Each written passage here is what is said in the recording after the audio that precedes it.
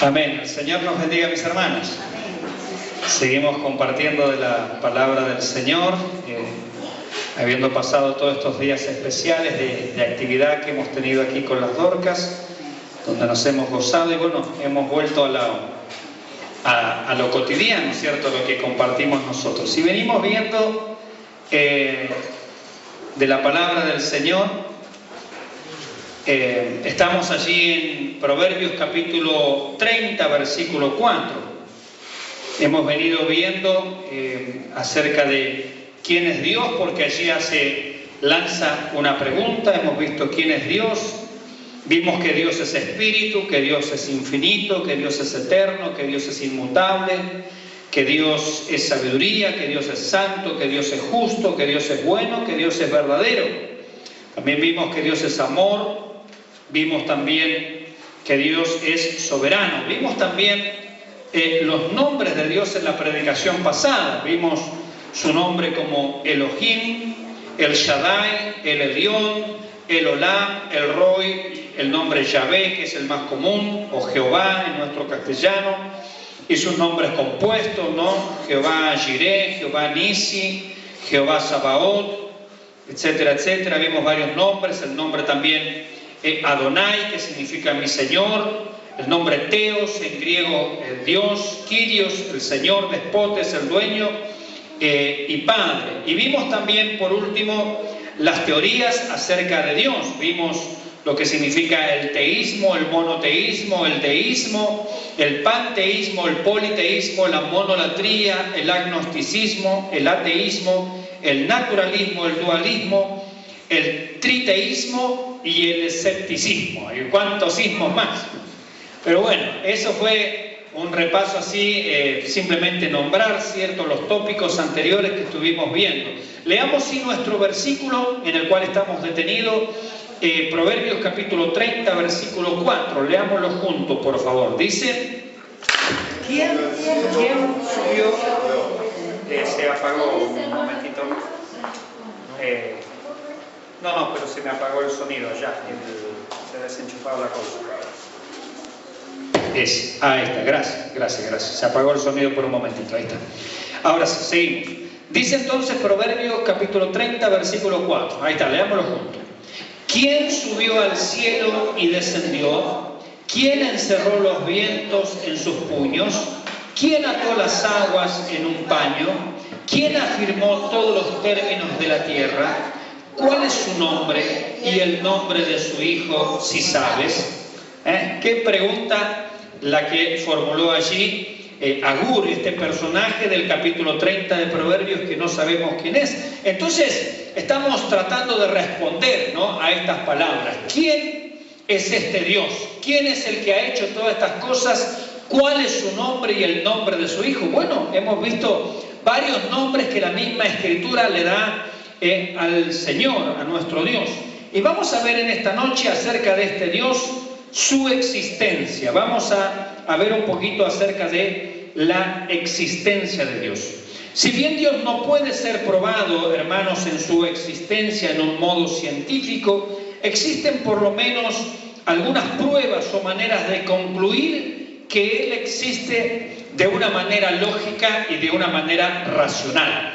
Hermanos, cuando hablamos acerca de Dios y de probar su existencia, honestamente no hay un método científico. No, Dios no puede ser examinado en un tubo de ensayo, analizarlo, allí abrirlo, ver de qué está compuesto, etcétera, etcétera, como podríamos hacer con cualquier otra cosa, ¿cierto? En el caso de Dios es especial. Pero sí, mis hermanos, hemos dicho que la fe no es contraria a la razón. Nuestra fe es una fe que tiene su lógica. Nuestra fe es una fe que está basada no simplemente en cosas buenas que a alguien se les ocurrió sin ton ni son, no. Nuestra fe está basada en la revelación de un Dios que es inteligente, de un Dios que es personal, de un Dios que ha provisto el lenguaje y se ha comunicado y nos ha dado también argumentos que podríamos llamar lógicos, que tienen por objeto llegar a la conclusión de que Dios existe, aunque no le veamos. Miren, Hay cosas que no se ven. En una discusión filosófica se hablaba de una persona que negaba la existencia de Dios y se le preguntó, bueno, díganos usted algo que no se puede ver, no se puede tocar, no se puede palpar, pero es absoluto. Y él dijo, la razón. La razón no se puede tocar, no se puede palpar, pero es absoluto. Es algo concreto en definitiva. Es un razonamiento acertado, es un razonamiento que tiene su fundamento. Y justamente, hablando de Dios, podemos llegar a la misma conclusión. Dios no lo podemos tocar, no lo podemos palpar como la razón. Sin embargo, es absoluto, no es obsoleto, como diría alguien. Entonces tenemos, en primer lugar, en cuanto a algunas pruebas racionales, lógicas, de la existencia de Dios, la creencia intuitiva o natural. Si usted quiere anotarlo allí, pone allí la creencia intuitiva o natural. La creencia intuitiva es lo que es innato, inherente, propio al ser de la persona. La creencia en la existencia de Dios es algo natural en el ser humano. No es algo inventado, no es que el hombre llega en un determinado momento y se plantea, oh, bueno, yo quisiera creer o a mí me parece que existe Dios. No, toda persona viene ya, podríamos decir, de fábrica, por naturaleza, por diseño divino, con la creencia que Dios existe. Después el hombre lo va a negar o va a querer apartarse de Dios, pero naturalmente venimos con este conocimiento. Dice la Escritura, escuche lo que escribió el apóstol Pablo, porque lo que de Dios se conoce, porque lo que de Dios se conoce les es manifiesto, pues Dios se lo manifestó. Porque las cosas invisibles de Él, lo que no se puede ver de Él, su eterno poder, su deidad, escuchen, se hacen claramente visibles desde la creación del mundo, siendo entendidas por medio de las cosas hechas, de modo que no tienen excusa. Pues habiendo conocido a Dios, no le glorificaron como a Dios, ni le dieron gracias, sino que se envanecieron en sus razonamientos y su necio corazón fue entenebrecido. Romanos capítulo 1, versículos 19 al 21. Aquí dice claramente la Escritura que toda persona puede conocer, de hecho ya desde fábrica viene con este conocimiento innato de que Dios existe. Dice que las cosas que no se ven de Dios se hacen claramente visibles. Están a la vista, dice la Escritura, de modo que no tienen excusa. No hay quien racionalmente pueda negar a Dios. Y dice aquí que habiendo conocido a Dios, o sea, se dan cuenta de que hay un Dios, tal vez no conozcan todos los detalles de este Dios, como le pasó a Pablo allí cuando fue a Atenas a predicar. Dice que se encontró con una estatua que decía abajo al Dios no conocido. Ellos no conocían todos los dioses según el pensamiento griego. Entonces, ya que estamos, le hacemos una estatua al Dios que no conocemos. Porque hay algo que todavía no conocemos y estaban llenos de dioses. Dice que era una ciudad entregada a la idolatría. Sin embargo, nada de eso había satisfecho la conciencia de los filósofos y de los pensadores a tal punto que dijeron, hay algo más. Tiene que haber algo más. No alcanza, no es suficiente con todo lo que ya tenemos. Tiene que haber algo más. Tiene que haber un Dios que todavía no conocemos. Y dice que habiendo conocido a Dios, este Dios que era entre penumbras allí, semidesconocido o desconocido, dice, no le glorificaron como a Dios ni le dieron gracias, sino que se envanecieron, se hicieron vacíos, redujeron su mente a nada. Quien niega la existencia de Dios está vaciando su mente de contenido. Está haciendo que su mente caiga en el absoluto y profundo vacío, en la nada. Dice que envanecieron sus razonamientos. Lo que ellos pensaban se licuó. Se disipó por absoluto. Dice, y su necio corazón, porque el necio es quien niega a Dios, según el Salmo 14, fue entenebrecido, se llenó de tinieblas. O sea, lo que pasa con el ser humano es que de fábrica viene con una conciencia de que Dios existe, pero a medida que transcurre el tiempo, él se cree muy inteligente, muy superior, y dice, no, en verdad Dios no existe. Y su mente, que ya tenía la noción de Dios, se va vaciando de contenido, y el corazón se va llenando de tinieblas, se va llenando de oscuridad. Dice también en Romanos capítulo 2, versículo 15, el apóstol Pablo dice que los gentiles tienen la obra de la ley escrita en sus corazones. No hay hombre, no hay persona que haya nacido sobre esta tierra que pueda decir, yo no tenía idea del bien y del mal. Podríamos preguntarnos, ¿por qué es malo matar? ¿Por qué es malo matar? ¿Alguna vez usted se preguntó por qué es malo matar? ¿Por qué en Chile también es malo matar? ¿Y en Paraguay? ¿Y usted va a los Estados Unidos y es malo matar? ¿Y usted va a Europa y es malo matar? ¿Y va al Asia y es malo matar? ¿Y va allí al otro extremo del mundo? ¿Va a Australia, a Oceanía? Y también es malo matar. ¿Por qué en todo el mundo es malo matar? ¿Sabe por qué? Porque Dios puso el conocimiento del bien y del mal por naturaleza en el corazón del ser humano. Y todo ser humano en todo el mundo sabe que matar es malo. Hay alguien que dijo, y lo escribió en la conciencia de cada ser humano, no matarás. De hecho, el homicidio comenzó allí, mis hermanos, apenas el hombre expulsado del huerto del Edén. Caín, dice, se levantó contra su hermano Abel y lo mató. Y Caín no mostró ningún acto de arrepentimiento por haber matado a su hermano. Dijo, es grande mi castigo para ser soportado, pero alguien que me encuentre me matará. Mas Dios, dice, puso su señal sobre Caín para que nadie que le encontrase lo matara. ¿Por qué? Porque Dios le estaba diciendo y le estaba demostrando a Caín, no hay que matar. La vida es valiosa. La vida es un regalo de Dios. La vida es importante. Cada ser humano, cada persona, desde el principio de la humanidad, tiene en su conciencia el conocimiento del bien y del mal. La ley básica, la ley moral de Dios está escrita en el corazón de los hombres. Pero también esta es una verdad bíblica fundamental. La Biblia da por sentada la existencia de Dios. No hay ningún libro de la Biblia, de los 66 libros, que comience o que trate en algún punto, bueno, queremos demostrarles a través de estos argumentos o a través de esta historia que Dios existe. No. La Biblia toda da por hecho, da por sentada la existencia de Dios. La Biblia comienza diciendo, en el principio creó Dios los cielos y la tierra.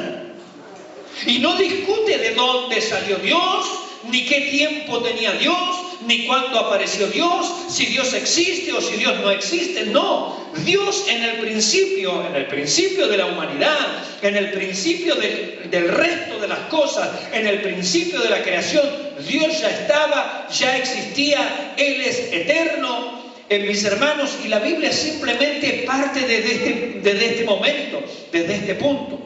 La Biblia no discute la existencia de Dios. De hecho, no creer, como decíamos recién, en la existencia de Dios es necedad. A ningún autor del Antiguo o del Nuevo Testamento se le ocurrió jamás argumentar o dar pruebas sobre la existencia de Dios. Las Escrituras también declaran, los cielos cuentan la gloria de Dios y el firmamento anuncia la obra de sus manos.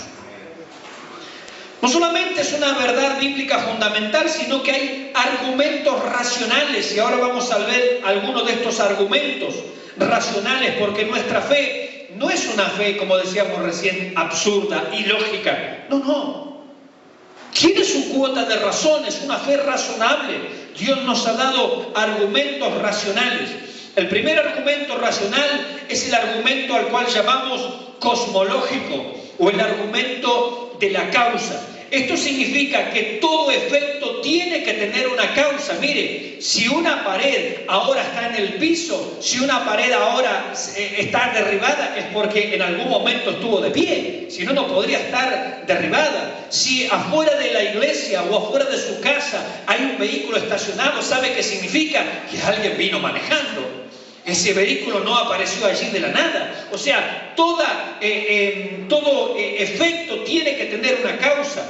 El universo es el efecto. La causa tiene que ser Dios. Alguien tuvo que haber creado el universo. Usted no podría creer que simplemente, bueno, usted un día llegó a este lugar, a este recinto y dice, oh, de la nada apareció un templo aquí. Seguro que nadie lo hizo. Seguro que nadie colocó las luces, seguro que nadie colocó el cielo raso, seguro que nadie colocó este micrófono ni este púlpito aquí, sino que de la nada y de la casualidad, por simplemente el tiempo y el espacio y los siglos y los decenios y los millones de años, las cosas aparecieron aquí. Y es más, estaba barrido y ordenado. Usted tiene mucha fe si usted cree eso. Pues es tener demasiada fe, creer que las cosas surgieron de la nada. Es más fácil pensar que un auto lo hizo un fabricante de autos.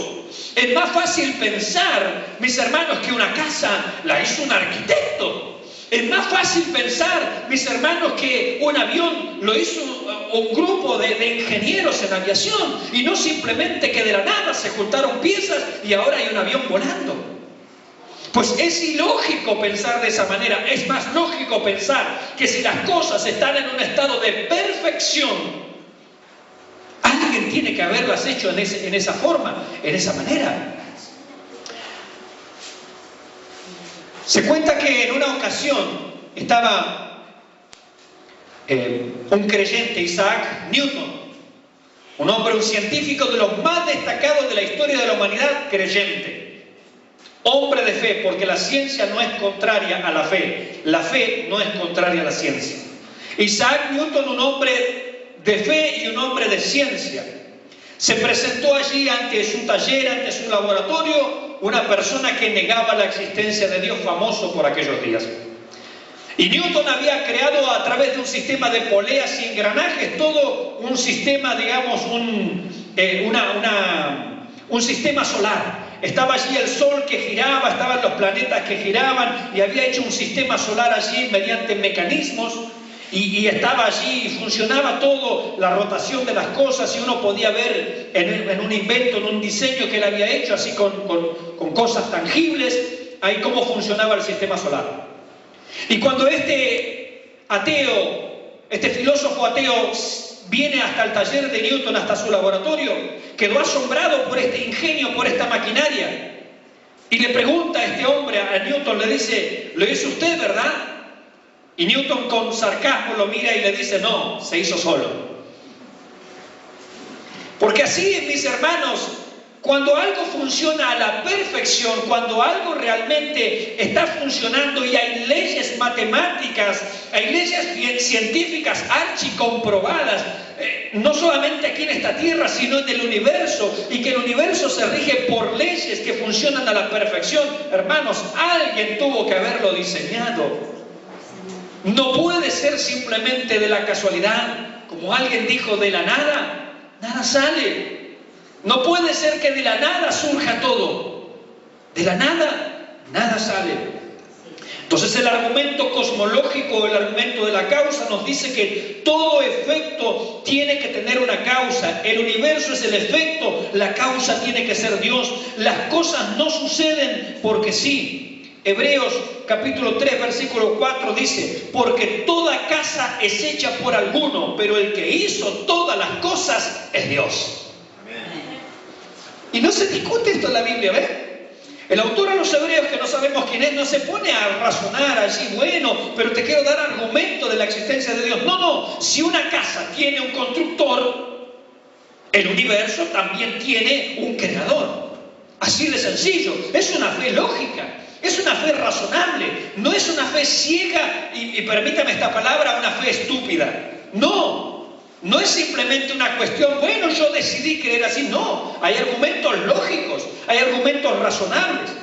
Mire, el universo puede tener que es el resultado, puede tener origen en la nada o puede haber tenido origen en que había una materia eterna o una casualidad eterna o un Dios eterno. No hay más alternativas.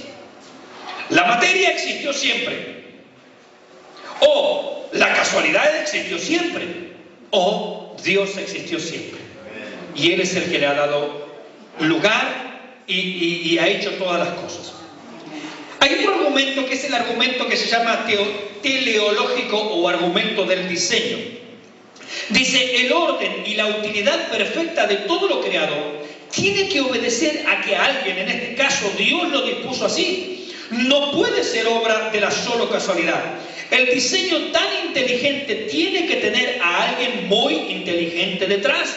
Alguien tiene que haber tenido un plan en todo lo creado. Gloria a Dios. Si todo funciona a la perfección, alguien inteligente tuvo que hacerlo. Tiene que haber alguien inteligente atrás de todo esto. Tenemos también el argumento antropológico o moral. El hombre tiene una naturaleza moral, intelectual, tiene voluntad. Si él es fruto de la casualidad o solo de la materia inerte, no se explica cómo llegó a tener estas cualidades tan distintivas. ¿Por qué? Porque los animales no tienen conciencia del bien y del mal. Decíamos el otro día en predicación anterior, el león persigue una gacela, la atrapa, la mata, le muerde el cuello o le quiebra la columna vertebral, se la come y después no se queda pensando, perdóname Dios por haber matado a una gacela. Qué mal que hice, me siento mal conmigo mismo, qué pecador que soy, Señor, perdóname. Y él acaba de matar. No tiene conciencia del bien y del mal, no tiene una conciencia moral. No tiene una conciencia, ni siquiera, hermanos, de la autoexistencia. Él no dice, oh, yo soy un león y me he de comportar como león. No, él simplemente reacciona a sus instintos. Como les decía, hace unos días estuve hablando con un profesor de geología de aquí de la Universidad Nacional del Sur y hablábamos acerca justamente de estas cosas, ¿no? Porque la evolución dice que el hombre viene del mono. El mono es anterior, nuestro pariente más cercano, dicen algunos. Yo no puedo entender como algunas personas que dicen ser creyentes, sobre todo en el campo católico, espero que no hayan evangélicos, aunque lamentablemente los hay, que cuando hablan del mono dicen nuestro pariente más cercano. Usted tendrá parientes monos, pero yo no tengo parientes monos. Y si yo dijera que tengo parientes monos, mis parientes se enojarían conmigo y tendrían razón. Pero decíamos y hablábamos con él y razonábamos. Y yo le decía, pero si el anterior a la cebra desapareció porque vino la cebra y es un ser más evolucionado. Y el anterior a la jirafa desapareció porque apareció la jirafa que es superior, ¿no?, al antecesor, y ahora tenemos la jirafa. Y el anterior al caballo también desapareció porque ahora evolucionó y mejoró en un caballo. Entonces el anterior desapareció. Pero resulta que el mono dio origen, según la evolución, a una serie de humanoides, pero los humanoides esos, el cromañón, el neandertal, etcétera, etcétera, desaparecieron y el mono sigue existiendo. ¿Cómo hizo el mono? Tendría que haber desaparecido también, porque el anterior de todas las demás especies desaparecieron. ¿Por qué no desapareció el mono? ¿Y por qué la conciencia moral del bien y del mal solamente está en el hombre y no está en el mono, que es su pariente más cercano? La respuesta es, bueno, es que hay algunos eslabones perdidos. Yo creo que hay una cadena completa, le dije, perdida. No son eslabones, se les perdió la cadena. Porque es simplemente un argumento ilógico. Es más ilógico pensar en eso que decir, Dios nos creó a su imagen y semejanza con una conciencia moral del bien y del mal. Es más razonable que ya fuimos creados así. Porque si no nos explica, insisto, cómo la moralidad y esta conciencia está solamente en el ser humano y en nadie más. Mire, los batracios no piensan así como nosotros, ni tienen la conciencia moral como nosotros, no. Y sin embargo, supuestamente venimos de eso, ¿no? Como decía el doctor Adrian Rogers. Dice, cuando eres niño te dicen que el sapo se convirtió en príncipe. Y los grandes dicen, oh, es un cuento de hadas. Dice él, llegas a la universidad y te dicen que el sapo se convirtió en hombre y le llaman ciencia. Es el mismo cuento de hadas, dice. Y es verdad, es el mismo cuento de hadas, nada más que para universitarios. El sapo se convirtió en hombre, el sapo se convirtió en príncipe. Es un cuento de hadas. Hay también otro argumento, que es el argumento histórico. Ciertamente la historia, mis hermanos, la historia que nosotros podemos relatar, en realidad es la historia de Dios y de su trato con la humanidad. Usted mire la Biblia, por ejemplo. La Biblia no es solamente un libro de fe, es un libro histórico. Narra sucesos históricos y fíjese lo que narra. Deje usted incluso de lado aspectos teológicos. Allí se nombra la creencia de Dios en Dios por parte del hombre. La historia verifica el hecho de que hay un Dios. La historia ha comprobado el hecho de la existencia de Dios contra aquellos que habían repudiado su ley. De modo que los cristianos nunca deberían preocuparse de las condiciones del mundo. Dios está en su trono. Nada puede suceder sino solamente su voluntad. Alguien ha dicho, la profecía es el molde de la historia. Lo que Dios ha dicho que iba a suceder, eso sucedió. Gloria a Dios. Y no sucedió otra cosa. Mire, cuando uno analiza las profecías, por ejemplo, concernientes al nacimiento de Cristo Jesús, son abrumadoras. No hay evidencia absolutamente en ningún libro en el mundo que se anticipe con tanto lujo de detalles al nacimiento de Jesucristo, y ni que hablar de su muerte y su resurrección, como en el día de hoy estamos en domingo de resurrección. Miren, mis hermanos, en la cruz del Calvario alrededor de 30 profecías se cumplieron. Solamente en la cruz del Calvario. Hablando acerca de su primera venida, el Antiguo Testamento contiene alrededor de 300 referencias de su primera venida.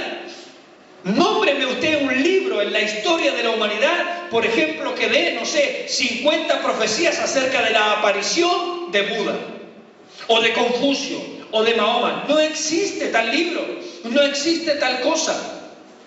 Nuestro libro es un libro extraordinario, es un libro sobrenatural, es un libro especial, es el libro de Dios para el hombre. Así es que la historia simplemente es lo que Dios ha dicho que va a suceder. Mire, y hablando de la segunda venida de nuestro Señor, hay por lo menos 300 indicios en la Escritura que nos hablan de su segunda venida también. ¿Se cumplirá? Claro que se cumplirá. Todo lo que dijo el Señor que iba a pasar sobre Israel se cumplió, y lo que no se cumplió todavía se cumplirá. Así de sencillo. La profecía es el molde de la historia. En la historia solamente sucederá lo que Dios ha dicho que va a suceder. Dios habla y tiempo después lo que Él habló se cumple al pie de la letra. La historia registra solamente lo que Dios ha dicho que sucedería. La historia comprueba que hay un Dios. Gloria al Señor. Hay también un argumento de la experiencia. Esta es una de las comprobaciones de la existencia de Dios. Los hombres han sido transformados por el poder de Dios. Mire, los discípulos creyeron la resurrección. Alguien ha dicho, uno puede dar su vida por la verdad, pero jamás daría su vida por una mentira.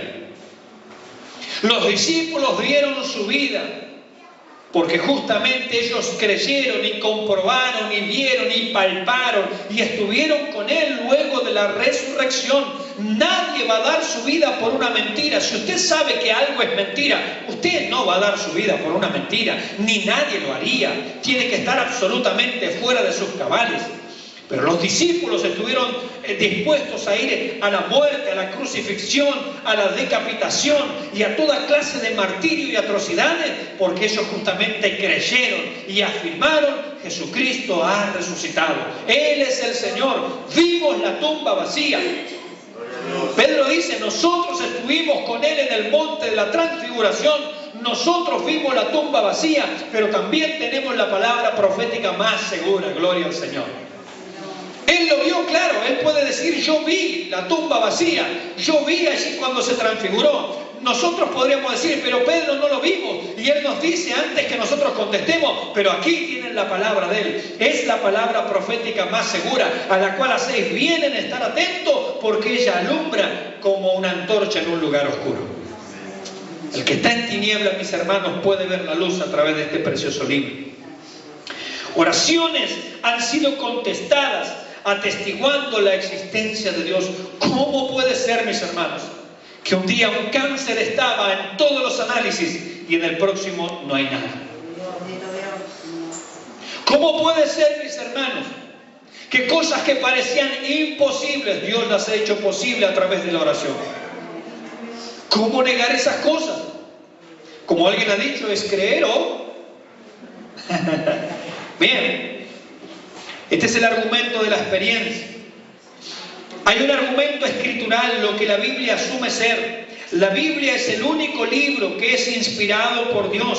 La Biblia es el patrón para toda conducta correcta en el mundo. Si la Biblia no es la palabra de Dios, entonces no tenemos Dios. No podemos conocer nunca a Dios. El doctor John MacArthur dice acertadamente: